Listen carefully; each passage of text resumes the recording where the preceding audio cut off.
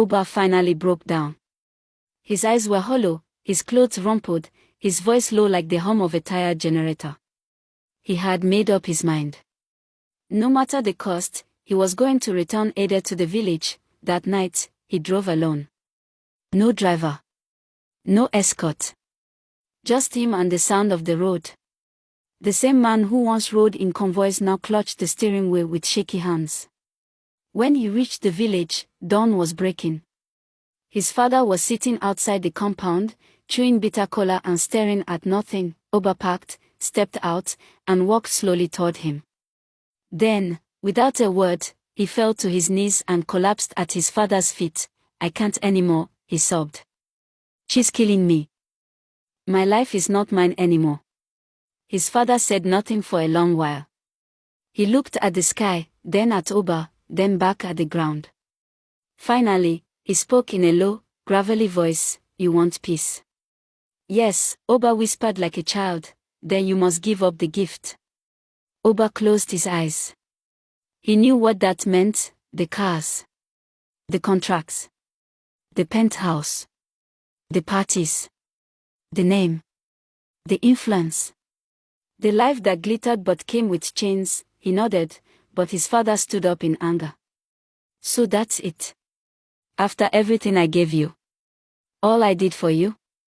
You want to throw it away because of a woman's madness?" "She's not the madness," Oba said, rising slowly. "This life is. I have no peace. I haven't slept well in months. I've become a prisoner in golden chains." His father's voice trembled with rage. "Do you know how many sacrifices I made to build this life for you? You want to throw it away because you are too weak to handle a little trouble." Oba stepped closer. "I am tired of pretending. I am tired of being worshipped by people who don't know the price we paid. I want to be free." His father turned away. "You're a fool." "No, Papa," Oba said softly, "I'm just done." He returned to the city the next morning in silence. Oba wasted no time. He called his lawyer and began to shut everything down. He resigned from board positions, sold off properties, handed over cars, and closed every account tied to his father's wealth. People called him mad. Social media exploded with rumors. But Oba didn't care anymore. For the first time in his life, he wasn't acting for applause. Then, with just a travel bag in his hand, he put Ada in the car and drove her back to the village. She was quiet the whole journey, staring out the window like someone remembering something far away. When they reached the edge of the shrine, Ada stepped out of the car, turned to Oba, and smiled softly, for the first time since he married her. It wasn't a crazy smile. It was the kind of smile that carried peace. Then she walked away, disappearing into the forest behind the oracle's house. Oba stood still. Empty. Silent. Free. He moved back to the city, but not to his old mansion. This time, to a small one-room apartment in Suralia. A mattress on the floor. A fan that squeaked. One pair of shoes. One pot. He lived simply. The same man who once popped champagne with senators now cooked noodles with his own hands. Weeks passed. One Sunday morning, there was a soft knock at the door. A quiet pastor stood outside, not with oil and noise, but with a smile and kind eyes. "May I come in?" Oba nodded. The man didn't shout. He didn't wave hands or throw chairs. He simply sat, held Oba's hands, and prayed a quiet prayer, not for riches, but for peace. "Start again," the pastor said. "From here. From the bottom. And don't worry. God is not angry with you." Oba wept again, but this time, it was not from pain. It was relief. He picked up his phone, called old friends, those he had mocked, looked down on, ignored. He apologized to them one by one, and sometimes, when people asked him, "Oba, what happened? You used to be the biggest boy in Lagos," he would smile and say, "I didn't lose anything. I was set free."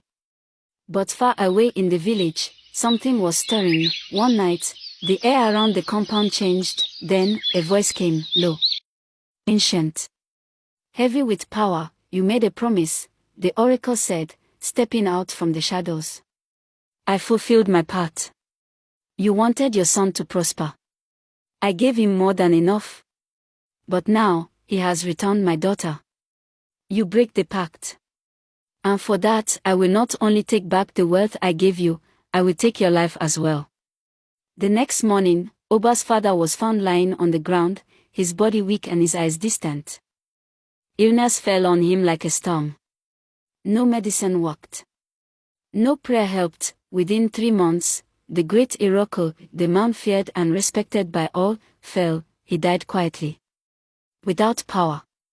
Without pride, Oba received the news in silence. He didn't rejoice. He didn't weep. He simply sat for a long time, staring out the window, and then he picked up his pen, wrote a few thoughts in a worn notebook, and went back to work. With all the knowledge and experience he had, Oba started afresh, this time in humility. No shortcuts. No secret help.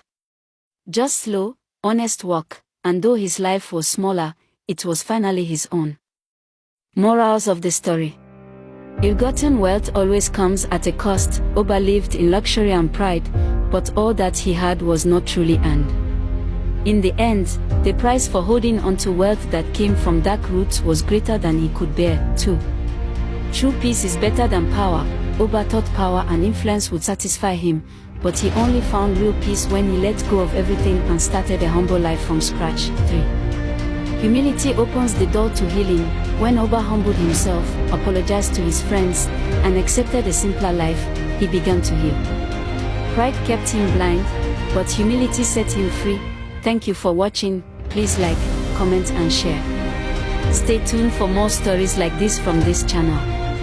Bye for now.